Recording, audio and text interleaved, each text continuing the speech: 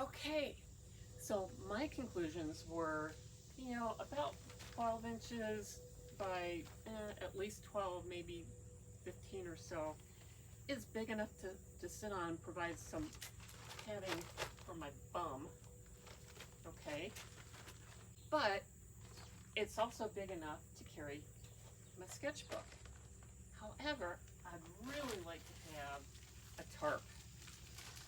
So anything from 36 by 30 would be kind of wonderful.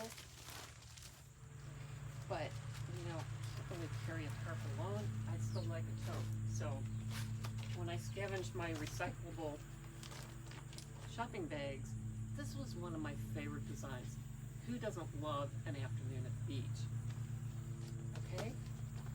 But this is kind of bigger, again, than I needed. And ideally, if I could, I wouldn't mind a pencil pouch to carry my pencil and eraser too. So, what I did was I turned this inside out. And you can see how it's made.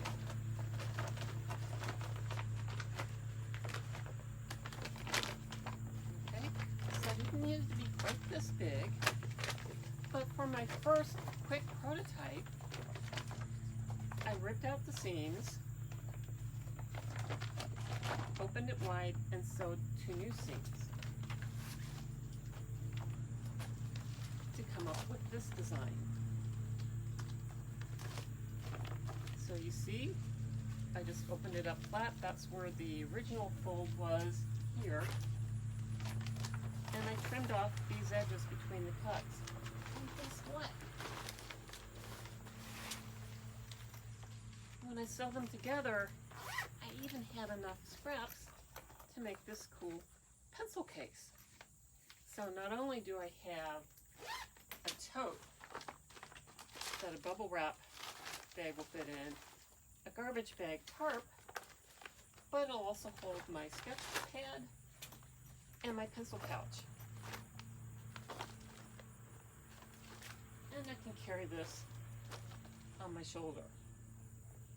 Okay, so this was my first real prototype that I made in the book. So I call that prototype number 4. But you see how we went through all these different concepts and we really checked our criteria, figured out what we really needed, and we simplified until we had something that we could make with materials we had on hand and tested out. Now, after the first day test, Putney was thinking, man, I really wish I could just have a simple fold out, do everything, because she was looking at some of her classmates that came with larger solutions. So being excited about all the great work she did with the first prototype, she decided to get serious with prototype number 2 and really creative. So this is the hinged folding sit-upon. So this is using marine grade fabric. It's called Top Notch, and I've got the information, what it is in the resources. It's got a zipper opening. It's got a zipper pouch. So this separates your sketchbook from your zipper padding. It's got 2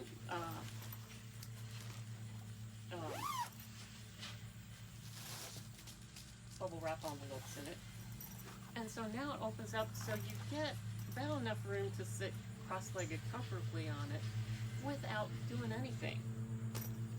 And we've got magnetic snap closures and a crossbody strap. So this is a little bit more secure for walking. It's not going to slip off your shoulder.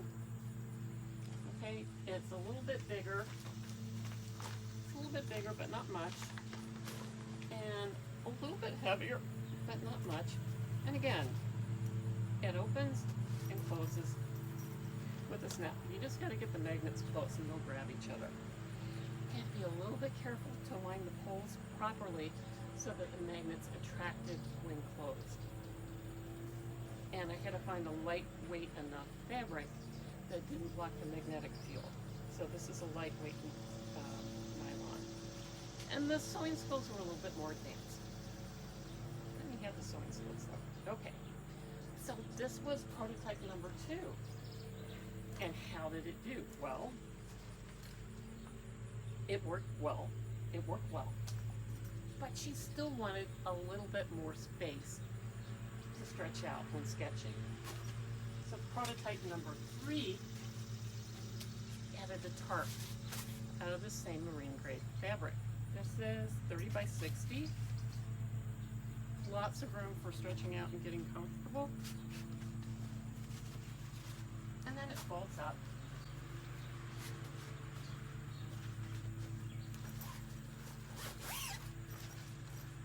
It can be tucked in one side of the sofa. Okay, so yes, the sketch pad still fits.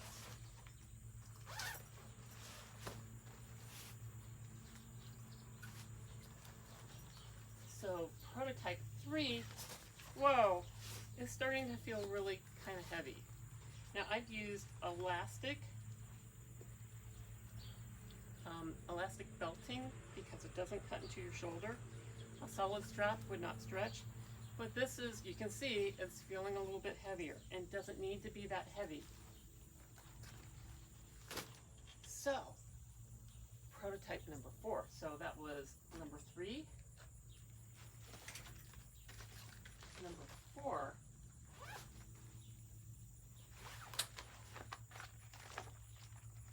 Went back to the original concept, but with the improved shoulder strap.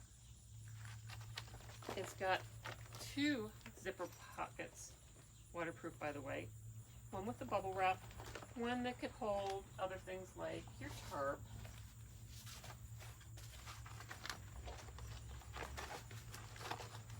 Okay, so that folds up there, and yes, it still will carry your sketchbook.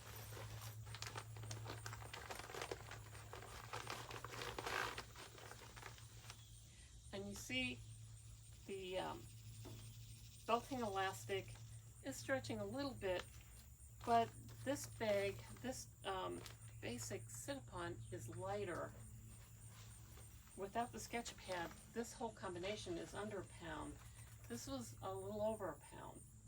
So maybe just enough difference to make that walk to the beach a little more comfortable, carrying as little weight as possible. So you see how really quick, simple testing and taking notes and using a simple math model, basically we ended up with 12 inches by 15. And it could have been a little shorter, but this worked pretty well. And I was able to use materials I had on hand at home. Okay, I have a few more sewing materials than the average person, but you know, you could substitute cord or even duct tape handles if you're doing your own prototype. There are no sew options. So what can you come up with for a rapid prototyping design for your sit-upon? Have fun, let me know. This is such a great process. It's used by engineers all over the world to improve their products quickly, and you can learn it and improve your problem-solving skills by applying it to things that you come across every day. Hope this gives you some inspiration, and I'll see you in the next video. This is Dr. Marcia Tuff, signing off. Go rapid prototyping.